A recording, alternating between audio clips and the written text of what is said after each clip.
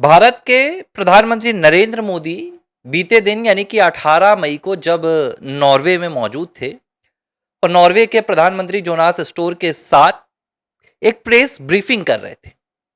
इस press briefing के बाद जब पूरी प्रेस ब्रीफिंग खत्म हो गई, प्रधानमंत्री नरेंद्र मोदी जाने के लिए रवाना होने लगे। जब प्रधानमंत्री नरेंद्र मोदी निकल चुके थे, तभी वहां पर बैठी हुई नॉर्वेजियन पत्रकार हेला लिंग अचानक कूद पड़ी और हेला लिंग चिल्लाने लगी। उनका एक वीडियो पहले से बन रहा था कि आप सवाल पूछेंगे और वो पूछने लगी कि क्या आप जो वर्ल्ड की सबसे फ्री प्रेस है उससे सवाल नहीं लेंगे, उसका जवाब नहीं देंगे। जाहिर सी बात थी कि वो बात प्रधानमंत्री नरेंद्र मोदी तक पहुंचने नहीं वाली थी, क्योंकि जब प्रधानमंत्री मौजूद थे तब तो पूछा नहीं गया।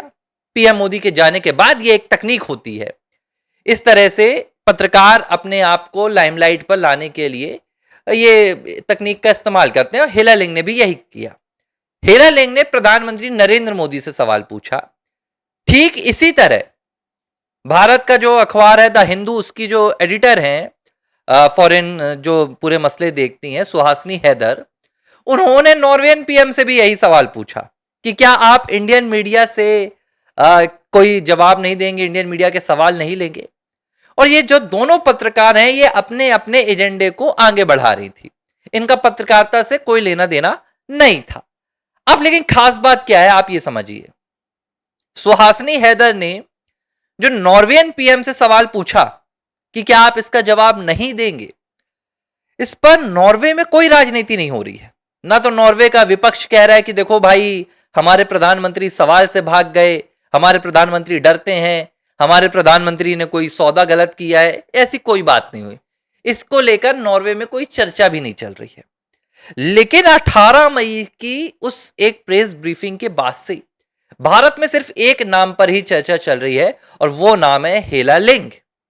वही पत्रकार जिसने प्रधानमंत्री नरेंद्र मोदी से कहा कि भाई आप क्या हमें जवाब नहीं देंगे।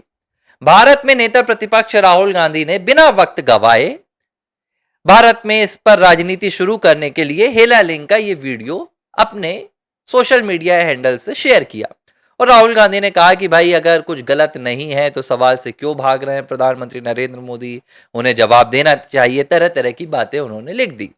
इसी वीडियो के नीचे हेला लिंग ने राहुल गांधी से भी पूछा कि क्या आप मेरे साथ एक फोन पर इंटरव्यू करेंगे मंगलवार के दिन। इस पर अभी 11 घंटे बीत चुके हैं लेकिन राहुल गांधी की तरफ से कोई जवाब नहीं आया। लेकिन अब हर किसी को लग रहा होगा कि राहुल गांधी से इन्होंने इंटरव्यू की बात की है, मतलब ये राहुल गांधी को नहीं जानती हैं, राहुल गांधी से इनका कोई लेना देना नहीं होगा, इस तरह की बातें आ रही होंगी। लेकिन इन्वेस्टिगेशन भारत में शुरू हो गया। भाई देखो, अगर आप सोशल मीडिया पर सुर्खियां पाने के लिए भारत के प्रधानमंत्री के नाम का इस्तेमाल करेंगे तो जाहिर सी बात है कि भारत के लोग भी उसका जवाब देंगे। जब इन्वेस्टिगेशन हुआ तो पता चला कि माननीय जो निष्पक्ष पत्रकार हैं हेला लिंग, जो नॉर्वे की फ्रीएस्ट प्रेस की एक जर्नलिस्ट हैं, वो कांग्रेस पार्टी को फॉलो करती हैं। कांग्रेस पार्टी का जो सोशल मीडिया अकाउंट है उसे अपने इंस्टा पर फॉलो करके रखती हैं। इसके अलावा जितने एंटी इंडियन जर्नलिस्ट हैं या संगठन से जुड़े हुए लोग हैं, भाई साहब ये उन्हें फॉलो करती हैं। इनका जो अकाउंट था उसमें कोई एक्टिविटी नहीं थी। जो इनका ट्विटर अकाउंट है, जिस प्रेस के लिए ये काम करती हैं, जनवरी के बाद से उसने कोई भी पोस्ट नहीं किया था। लेकिन अचानक प्रधानमंत्री नरेंद्र मोदी के कल इस वीडियो के बाद ये सुर्खियों में आ गई। अब महुआ मोइत्रा से लेकर राहुल गांधी से लेकर सुप्रिया सुने तक हर कोई यही कह रहा है कि देखो भारत के प्रधानमंत्री ने जवाब नहीं दिया।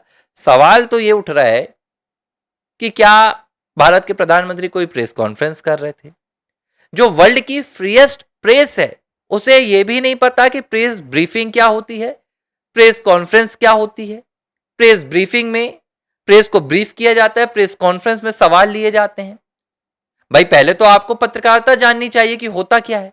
अगर अब प्रधानमंत्री नरेंद्र मोदी लाल किला से 15 अगस्त के दिन या 26 जनवरी के दिन स्पीच देंगे और इस स्पीच के बीच में मैं एक ऐसे माइक आईडी लेके पहुंच जाऊं और मैं वहां से आवाज लगाऊं कि प्रधानमंत्री मेरे सवाल का जवाब दो, पीएम मोदी ने मेरे सवाल का जवाब नहीं दिया और वो अपनी स्पीच देके चले गए, तो क्या इसे ये कहा जाएगा कि प्रधानमंत्री नरेंद्र मोदी मेरे सवाल से भाग गए, या मुझे ही बेवकूफ कहा जाएगा? जाहिर सी बात है मुझे ही कहा जाएगा। यही चीज हुई है नॉर्वे में।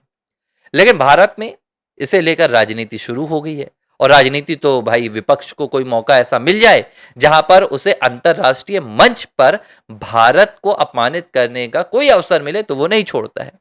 अब ये कहा जा रहा है कि देखो भारत की जो मीडिया है वो तो 197 मतलब 57वें स्थान पर है, भारत की मीडिया तो ऐसे सवाल पूछ नहीं सकती। लेकिन हाँ, नॉर्वे की मीडिया नंबर 1 पर है। यही भारत की मीडिया जब राहुल गांधी से सवाल पूछती है कि राहुल आप विदेश इतना क्यों जाते हैं और आप इसकी जानकारी भारत सरकार को क्यों नहीं देते हैं, तो राहुल गांधी उसको पलटकर कहते हैं कि आप बीजेपी से पैसा लेकर आए हो। मुझे याद है वो क्या नाम है, मौसमी सिंह है, एक पत्रकार है, इंडिया टुडे आज तक ग्रुप की हैं, आप उनको सर्च कीजिएगा। मौसमी सिंह ने एक सवाल पूछ ली थी प्रेस कॉन्फ्रेंस के दौरान राहुल गांधी से, तो राहुल गांधी ने उनको क्या जवाब दिया था? राहुल गांधी ने ये कहा था कि आप बीजेपी का सवाल पूछ रही हैं, जबकि फिर मौसमी उनसे लड़ गई थी राहुल गांधी से कि आप मुझे शायद अच्छे से नहीं जानते हैं। ये वही राहुल गांधी हैं जो अब कह रहे हैं कि भाई डरते क्यों हैं आप। इनसे जितनी बार सवाल पूछा गया किसी ऐसे पत्रकार के द्वारा जो इनका बैठाया ना गया हो, जो इनके बाथरूम की और संडास की जानकारी नहीं पूछ रहा था, वो जो एक महिला पत्रकार है वो गई थी भारत जोड़ो यात्रा के दौरान, तो राहुल गांधी की जो बस थी भारत जोड़ो यात्रा की, उसमें जो संडास था, तो उस संडास के विषय में राहुल गांधी से पूछा गया था कि बहुत अच्छा बना है, बहुत अच्छी व्यवस्था है। तो राहुल को ऐसे पत्रकार पसंद है और ऐसे सवाल भी पसंद है। लेकिन अगर इससे हटकर कोई पूछ लेता है तो राहुल उसे भाजपाई एक सिरे से घोषित कर देते। लेकिन देखिए, जो इस महिला पत्रकार का सवाल था वो क्या था, पहले आप इसको समझिए तो आपको देखिए, मैं किसी का पक्ष नहीं ले रहा हूं कि भाई वो नॉर्वे की पत्रकार है, हम भारत के लोग हैं तो उसने कुछ कहा तो हम नहीं, ऐसा नहीं है। उसका जो सवाल था हेले लेंग का, उसने ये पूछा कि भाई भारत में मानव अधिकार का उल्लंघन हो रहा है, तो नॉर्वे ये जो डील कर रहा है भारत पर भरोसा कैसे करे। सवाल ये उठ रहा है कि भारत में कौन से मानव अधिकार का उल्लंघन हो रहा है।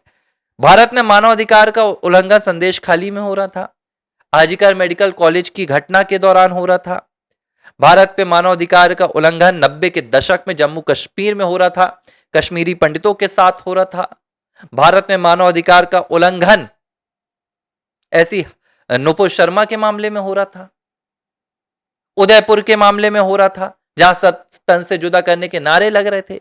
तो क्या नॉर्वे की यह पत्रकार उन्हीं मानव अधिकार के उल्लंघन की बात करना चाह रही थी? अगर आप सोच रहे हैं तो गलत है। ये उन मानव अधिकार के उल्लंघन की बातचीत नहीं कर रही थी। दरअसल ये उस प्रोपेगेंडा को बढ़ाती हैं जिसमें यह कहा जाता है कि साल 2014 के बाद से भारत में जो मुस्लिमों की स्थिति है वो बहुत गड़बड़ है। भारत में मुस्लिमों के पास उनके मूलभूत अधिकार नहीं है, उनके साथ ज्यादती होती है, उनके साथ लोकतांत्रिक तरीके से व्यवहार नहीं होता है। क्योंकि जब हमने इस हेले लेंग के अखबार को पढ़ा तो इसमें कई ऐसे आर्टिकल छपे हैं जिसमें कहा गया कि ठीक है, बहुत जल्द भारत दुनिया की तीसरी सबसे बड़ी अर्थव्यवस्था भी बन जाएगी, लेकिन उतनी ही कमजोर डेमोक्रेसी भारत की है। मतलब भारत में जहां पर प्रधानमंत्री को हर दूसरे दिन गालियां दी जाती हैं, जहां भारत के प्रधानमंत्री की स्वर्गीय मां को सार्वजनिक मंचों से मां बहन की गालियों के साथ संबोधित किया जाता है, जहां के प्रधानमंत्री को, आप थोड़ा सा इस पर सोचिएगा, विपक्ष के नेता सार्वजनिक मंच से खड़े होकर कहते हैं कि नरेंद्र मोदी चोर है, नरेंद्र मोदी चोर है। वहां की डेमोक्रेसी कितनी मजबूत होगी। और वो विपक्ष का नेता खुलेआम घूम रहा है, उस विपक्ष के नेता के खिलाफ एक अब तक एफआईआर भी दर्ज नहीं है। हां, मानव अधिकार का उल्लंघन हुआ था 75 के दशक में, 70 के दशक में, जब इस देश ने इमरजेंसी के हालात देखे थे। तो वो सवाल तो प्रधानमंत्री नरेंद्र मोदी से नहीं बनता है, वो सवाल तो राहुल गांधी से पूछना चाहिए नॉर्वेजियन पत्रकार को कि जो 75 के दशक में इंडिया में सबसे बड़ा मानव अधिकार का उल्लंघन हुआ था वो क्यों हुआ था, उसके पीछे क्या राजनीतिक मंशा थी। तो राहुल गांधी को मुझे लगता है एक इंटरव्यू देना चाहिए और इस इंटरव्यू में इस नॉर्वेजियन पत्रकार को यह सवाल पूछे जाने चाहिए। भाई 2014 के बाद से तो देश में मीडिया सबसे ज्यादा सशक्त हुआ है, 2014 के बाद से तो फ्रीडम ऑफ स्पीच बढ़ी है। आज हमें देखिए, हम एबीसी हिंदी पर जब चाहते हैं प्रधानमंत्री नरेंद्र मोदी की आलोचना करते हैं। मैं खुलकर बार बार कहता हूं ब्रिटिश नागरिकता वाले मामले में, चाहे राहुल गांधी की विदेशी फंडिंग के मामले में, कि सरकार कोई एक्शन नहीं लेती है। क्या मेरे खिलाफ कोई एक्शन हुआ? नहीं हुआ। तो आप किस पैमाने पर कह रहे हैं मानवाधिकार का उल्लंघन होता है? दरअसल ये एक अंतरराष्ट्रीय प्रोपोगेंडा है। इस तरह के पत्रकारों को ढूंढा जाता है, इनका वीडियो बनाया जाता है और वीडियो वायरल कराए जाते हैं ताकि भाई ये उस देश के जो विपक्षी दल हैं उन्हें मुद्दा दे सकें। इसमें जो दूसरा कोई फंडा नहीं होता है, इसमें सिर्फ एकमात्र फंडा होता है कि आप कैसे भी करके सरकार को अस्थिर करने में क्या अपना योगदान दे सकते हैं वो दीजिए। वही इस हेले लेंग ने किया। हालांकि मैं हेले लेंग को बहुत इस पर दोषी नहीं कहूंगा।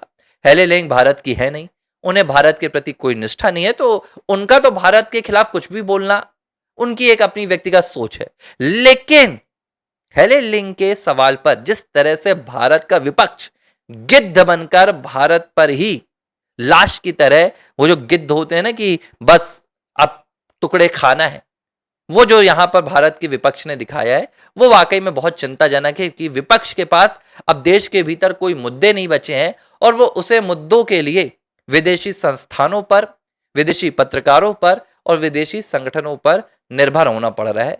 अब मुझे लग रहा है कि भारत के विपक्ष को कम से कम अपनी विपक्षी राजनीति के लिए तो प्रधानमंत्री नरेंद्र मोदी के आत्मनिर्भर वाले फॉर्मूले को अपना लेना चाहिए, नहीं तो शायद आने वाले कुछ सालों में विदेश में ऐसे पत्रकारों को भारत के विपक्ष के लिए लड़ना पड़ेगा कि भाई विपक्ष में आप कुछ कीजिए, ये स्थिति बन रही है।